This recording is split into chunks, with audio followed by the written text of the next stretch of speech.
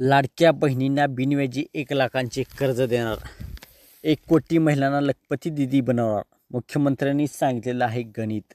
तर मुख्यमंत्री माझी लाडकी बहीण योजना ही महाराष्ट्र सरकारची एक अत्यंत महत्त्वाकांक्षी योजना आहे. या योजनेच्या अंतर्गत महिलांना दर महिन्याला 1500 रुपयांचा आर्थिक लाभ दिला जातो. ही योजना गोरगरीब महिलांसाठी एक मोठा आधार बनली आहे. राज्यातील लाडक्या बहिणीसाठी सरकारने आणखी एक महत्त्वपूर्ण निर्णय घेतला आहे.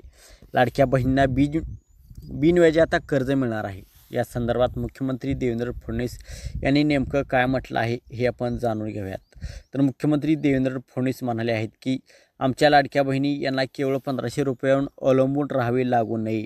त्यांना महिला बचत गटाच्या माध्यमातून उद्योग व्यवसायासाठी अर्थसहाय्य देऊन लाडक्या बहिणींना सक्षम करण्यात येईल. ते गावात लाडक्या बहिणींची एक पतसंस्था सुरू करून जिल्हा बँकेमार्फत त्यांना 1 लाख रुपये बिनव्याजी कर्ज उपलब्ध करून त्यांच्या पाठीशी शासन उभे राहणार आहे.